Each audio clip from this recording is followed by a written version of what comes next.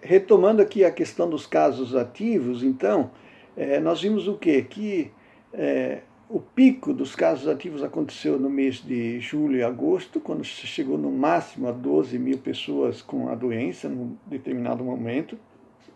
E esse ano, especialmente a partir dos meses de janeiro e fevereiro, eles não pararam de crescer, né?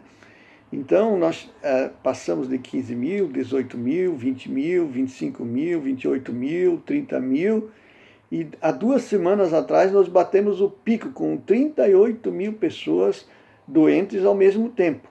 O que levou ao colapso do sistema de saúde, obviamente, né? A OMS sempre estava dizendo isso, que era necessário se evitar para se chegar ao colapso. E nas últimas 2 semanas nós vimos uma certa tendência de queda, né? Da semana do dia 14 ao dia 20, então, nós tivemos uma queda de aproximadamente 6%, e na semana de 21 a 27, que é essa última semana, uma queda de 11%. Nenhum desses dois indicadores ele dá a certeza de que você tenha uma tendência de queda na taxa de casos ativos no presente momento. Apenas está indicando uma queda de as 2 últimas semanas, a qual poderá ser revertida caso parte dessas pessoas que estão sendo contaminadas, de 4 a 5 mil pessoas por dia, precisarem ficar em hospital também, ou ficarem doentes por mais tempo. Por que eu estou ressaltando isso? Porque está uma visão equivocada colocada pelo governo do estado hoje, precisamente ontem e hoje, né, na domingo de noite ele falou isso, mas na segunda-feira está repercutindo. O governo do estado está dizendo que já temos uma tendência robusta, sustentada, a palavra que ele está usando, de queda dos casos ativos. E mencionando as 2 últimas semanas. Bom, estatisticamente ele não pode falar isso, né? Ele pode até falar politicamente, mas estatisticamente não tem nenhuma queda sustentada, nenhuma queda robusta, ao contrário. E segundo, esse indicador não é o melhor indicador para você analisar a doença. Isso mostra o viés que tem no governo do estado de olhar a doença simplesmente na questão de quem está doente para leito de hospital, doente e leito de UTI, né? E nada mais efetivo do ponto de vista de prevenir a doença. Aquilo que eu sempre tenho falado, o que nós precisamos em Santa Catarina é evitar que as pessoas cheguem aos hospitais, né? Então, a fala do governador nesse final de semana, ela representa exatamente isso, uma visão que é a visão curativa e não preventiva. Então, ele está fazendo um autoelogio à sua estratégia de bons resultados das 2 medidas adotadas, ele fala sobre isso, por um indicador que é extremamente questionável. E até mesmo porque o que ele utiliza não é verdadeiro do ponto de vista estatístico. Não tem nenhuma comprovação que amanhã esse indicador não possa estar no sentido totalmente inverso.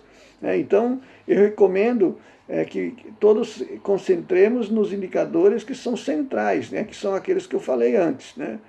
E eu vou passar imediatamente para o terceiro ponto, que é a questão dos óbitos, né? Então, lá em dezembro, eu gostaria de chamar a atenção que se previa esse cenário, né?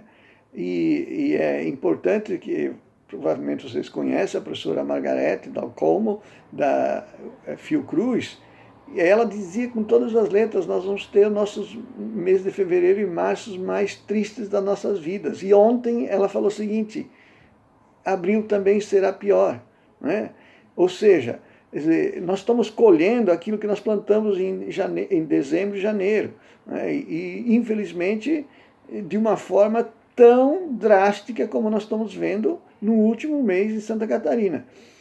Eu vou falar rapidamente então sobre a questão dos óbitos, né? A média semanal dos óbitos, só na última semana, ela aumentou 37%, né?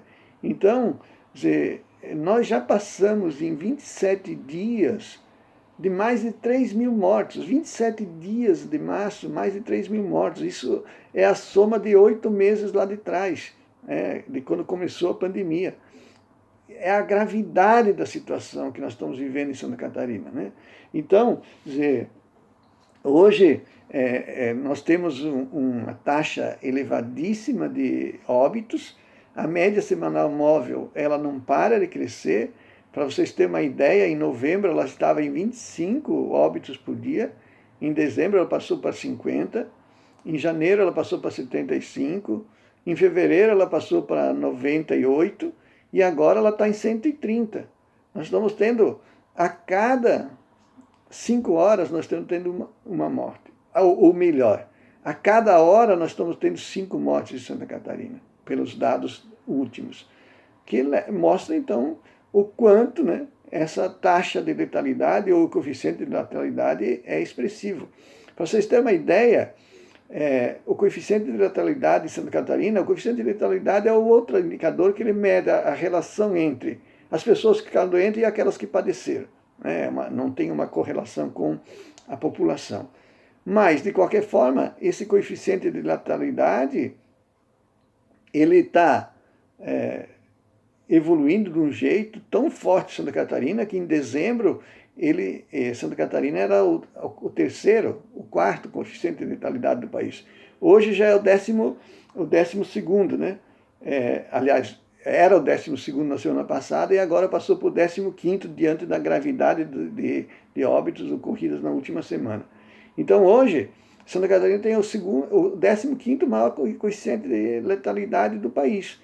Um indicador que até dezembro o governo do estado gostava de utilizar, vocês devem ter lembrado que ele sempre falava que ele tinha a maior gestão da pandemia no país porque ele tinha um dos melhores coeficientes de letalidade. Lembrem disso? Pois então, ele não está mais falando disso agora, porque ele não pode mais falar, porque hoje nós temos o 15º pior coeficiente de letalidade do país, né? Então, 15º maior coeficiente de letalidade entre as 27 unidades da federação. Isso mostra, então, que o que eu estou tratando agora, na verdade, é a mera consequência, né? Claro, é uma situação extremamente delicada você discutir esses números de óbitos, mas a gente tem que discuti-lo na premissa seguinte: é uma consequência, a causa está lá na frente e a causa não está sendo combatida. E o que é a causa? Repetindo, é essa contaminação descontrolada da população que está em curso desde dezembro, né? E o que os indicadores estão mostrando? Que o nosso futuro vai ser sombrio também no mês de abril, porque esses indicadores eles não param de crescer. Consequentemente, tem um delay de 15 a 25 dias que as mortes vão continuar crescendo. Ou seja, isso é documentado, né, na parte mais científica, na área médica, né? Se você tem, nesse mês, um elevado índice de contaminação, no mês seguinte, provavelmente, os óbitos vão ser elevados, né? E como nós temos um problema que a vacinação continua lenta e insuficiente do ponto de vista das faixas etárias mais vulneráveis, nós estamos tendo, então, uma grande questão que é a incipiência das medidas de controle da doença, por um lado, e, por outro lado, a letargia do ponto de vista da vacinação da população. O resultado disso é esse clima dramático que nós estamos vendo na sociedade, onde é inconcebível, né, que você tenha 5 mortes por hora em Santa Catarina, no cenário que nós estamos vivendo hoje, né? Então é um pouco isso, eu fico à disposição, não posso contribuir com vocês de forma direta, porque eu estou em aula hoje à noite, e, portanto, fico à disposição para outras atividades em outra oportunidade.